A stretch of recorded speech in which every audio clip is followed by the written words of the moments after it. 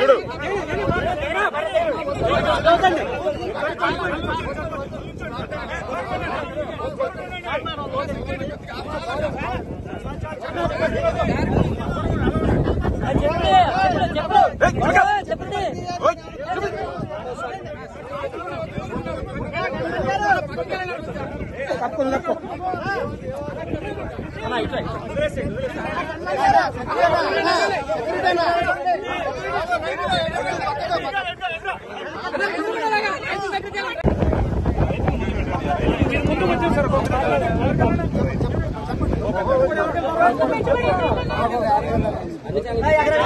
ఎకరానికి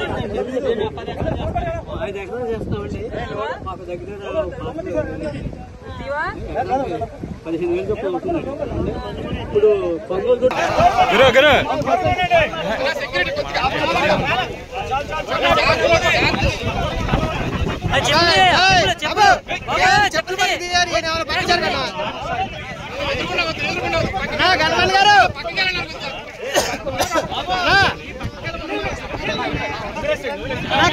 మొత్తం చూసుకుంటే కనీసం లక్షల ఎకరాలలో పంట నష్టం జరిగింది. మరి చంద్రబాబు గారు ఇప్పుడు ముఖ్యమంత్రిగా ఉన్నారు. గత ప్రభుత్వం వైఫల్యాలను దృష్టిలో పెట్టుకొని మళ్ళీ మీరు అదే పొరపాట్లు చేయకుండా కాలువల మరమ్మతులు వెంటనే చేపట్టాలి. నెక్స్ట్ ఇయర్ కల్లా మళ్ళీ ఇదే పరిస్థితి రాకుండా చూసుకోవాలని ఈ రైతుల పక్షాన డిమాండ్ చేస్తున్నాం. వెంటనే వీళ్ళందరికీ నష్టపరిహారం కూడా కనీసం 12,000 రూపాయలు ఖర్చు అయింది. మాకు అంతకంటే ఎక్కువే అయింది, 16,000 కొంతమంది చెప్తున్నారు. అంచనాలు వేసి వెంటనే ఆ ప్రక్రియ మొదలుపెట్టి వీళ్లకు నష్టపరిహారం కూడా చెల్లించాలని డిమాండ్ చేస్తున్నాం. ఇదే పరిస్థితిలో బీజేపీ పార్టీని కూడా నీళ్లలో సగం నీళ్లలో నడుం వరకు నీళ్లలో నిలబడి కాంగ్రెస్ పార్టీ ప్రశ్నిస్తుంది. ఒక పక్క బీహార్ వరదలు వచ్చాయని మీరు ఫ్లడ్ రిలీఫ్ ప్రకటించారు, కానీ ఆంధ్రప్రదేశ్ మాత్రం ఫ్లడ్స్ వచ్చినా ఫ్లడ్ రిలీఫ్ ఎందుకు రాలేదో బీజేపీ పార్టీ సమాధానం చెప్పాలి. బీహార్లో మీకు 12 మంది ఎంపీలను ఇస్తే ఆంధ్ర రాష్ట్రం 25 మంది ఎంపీలను ఇచ్చింది. కూటమి ఎంపీలు 21 అయితే వైసీపీ ఎంపీలు కూడా బీజేపీ పార్టీకే మద్దతు పలుకుతున్నాయి. 25 ఎంపీలు ఆంధ్ర రాష్ట్రానికి చెందిన ఎంపీలతో మీ సర్కార్ అక్కడ నిలబడి ఉంటే మరి ఆంధ్ర రాష్ట్రానికి మీరు చేస్తున్నది ఏమిటి అని అడుగుతున్నాం. ముఖ్యమంత్రి చంద్రబాబు గారు 1,00,000 కోట్లు అడిగితే మీరు శాంక్షన్ చేసింది 15,000 కోట్లు. మరి ఈ లెక్కన మీరు నెక్స్ట్ 5 ఏళ్లకైనా ఎంత ఇస్తారని మేము ఎక్స్పెక్ట్ చేయాలి. ఉన్న భరోసా కూడా పోతుంది. బీజేపీ పార్టీని నిలదీస్తున్నాం. బీహార్కు మీరు వరద సాయం కింద ఇచ్చినప్పుడు ఆంధ్ర రాష్ట్రానికి మీరు ఎందుకు ఇవ్వడం లేదు? వెస్ట్ గోదావరి జిల్లాలో తాడేపల్లిగూడెం నియోజకవర్గంలో ఇంతమంది రైతులు నష్టపోయిన రైతులతో మాట్లాడడం జరుగుతుంది. ఇక్కడ మీరు వెనకాల చూస్తున్నారు, ఇలా వీళ్ళ పంటల్లోకి నీళ్లు వచ్చిన పరిస్థితి. ఈ పరిస్థితి కేవలం ఈ గ్రామానికి చెందే 500 ఎకరాలు. ఇలా చుట్టుపక్కల గ్రామాలు ఈ జిల్లా అంతా కలుపుకుంటే కనీసం 40,000 ఎకరాలు ఇలా నీట మునిగిందని అంచనా. మరి రైతులు ఇంతగా నష్టపోతుంటే ఏ ప్రభుత్వానికైనా ఎందుకు కనిపించడం లేదు? ప్రతి రైతు ఇక్కడ చెప్తున్నారు, అమ్మా ప్రతి ఒక్కరికి కనీసం 14,000 రూపాయలు ప్రతి ఎకరాకి పెట్టుబడి అయింది.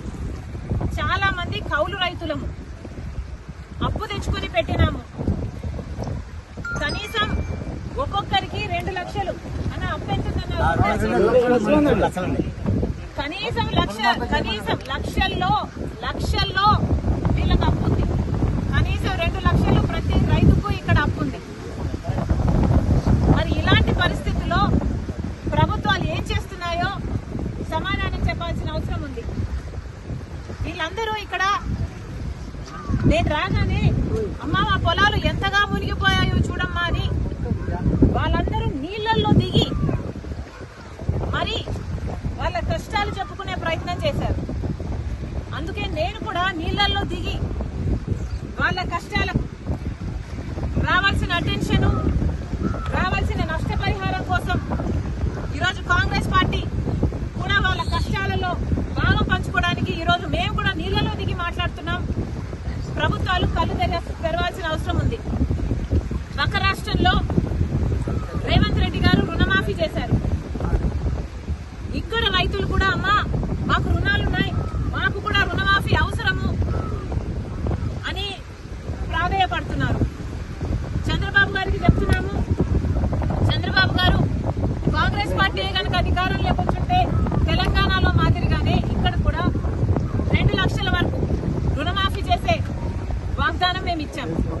కానీ మీరు ఇవ్వనంత మాత్రాన చెయ్యకూడదు అని రూల్ ఎక్కడా లేదు. రాజశేఖర రెడ్డి గారు రుణమాఫీ చేస్తాను అని వాగ్దానం ఇవ్వకుండానే, మేనిఫెస్టోలోనూ పెట్టకుండానే రుణమాఫీ చేసిన గొప్ప మహానేత రాజశేఖర రెడ్డి గారు. చంద్రబాబు గారు కూడా రైతులను ఆదుకోవాల్సిన అవసరం ఉంది అని కాంగ్రెస్ పార్టీ డిమాండ్ చేస్తుంది. ఇక్కడ రైతులు చెప్తున్న పరిస్థితి అయితే దారుణంగా ఉంది. అమ్మా ప్రతి సంవత్సరము ఇక్కడ నీళ్లు ఇలాగే పొంగి పొర్లుతున్నాయి. ఎర్రకాలువ పైనుంది, ఎర్రకాలువలో మరమ్మతులు జరగలేదు, మోడర్నైజేషన్ ఏ కెనాల్స్ లోనూ జరగలేదు.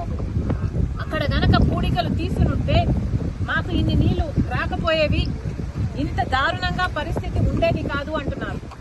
మరి గత ప్రభుత్వం వైసీపీ ప్రభుత్వం, జగన్మోహన్ రెడ్డి గారు ముఖ్యమంత్రిగా ఉన్నారు. జలయజ్ఞంలో రాజశేఖర రెడ్డి గారు రైతుల పక్షపాతి అని నిరూపించుకుంటే, జలయజ్ఞంలో రాజశేఖర రెడ్డి గారు మిగిల్చి వేసిన ప్రాజెక్టులన్నీ 6 నెలల్లో పూర్తి చేస్తానన్న జగన్మోహన్ రెడ్డి గారు 6 నెలల్లో పూర్తి చేయకపోగా కనీసం ఉన్న ప్రాజెక్టులకు కూడా కనీసం మరమ్మతులు చేయలేదు. గేట్లు ఊడి తేలిపోతున్నా పట్టించుకోలేదు. ఆఖరికి పూడికలు కూడా తీయలేదు. తట్టెడు మత్తి కూడా ఎత్తి పోసిన పాపాన పోలేదు. కాబట్టే ఈ రోజు ఇంతగా నీళ్ళు వచ్చాయి అని ఈ రైతులు చెప్తున్నమాట.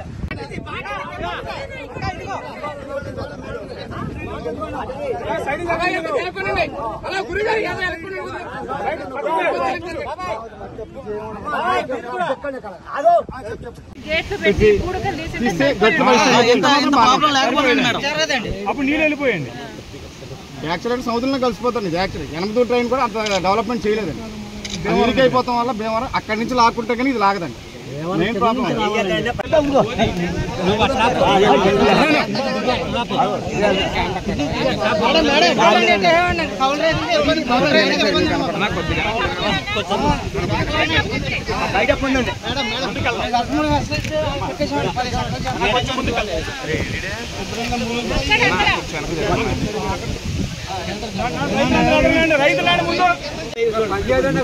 ఒకేసారి 12,000 ఇది నెక్స్ట్ సీజన్ కైనా పంట వేసుకోవచ్చు. లాగేసిన తర్వాత మళ్ళీ నార్మల్ చేసుకుంటే మళ్ళీ 25,000-30,000 ఖర్చు అవుతుందండి. ఇది ఇప్పుడు పచ్చాక 14,500 అయిందండి. దీన్ని ఇంకా తయారయ్యేటప్పటికంటే 25,000 అవుతుందండి. మన చేతికి ధాన్యం వచ్చేటప్పటికంటే 25,000-30,000 అవుతుందండి. ఇప్పుడు నెక్స్ట్ ఫస్ట్లో వచ్చేసిందండి. నేను ఇక్కడ ఎంతసేపు